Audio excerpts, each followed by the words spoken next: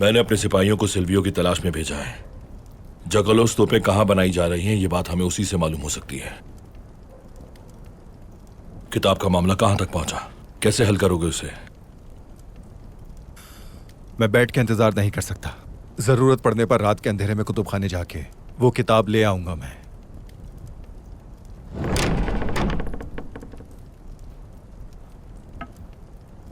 अस्सलाम वालेकुम। वालेकुम अस्सलाम। आप जिसकी तलाश में थे वो मिल गया बाबा? बहुत तलाश किया मगर मुझे वो कहीं भी न मिला।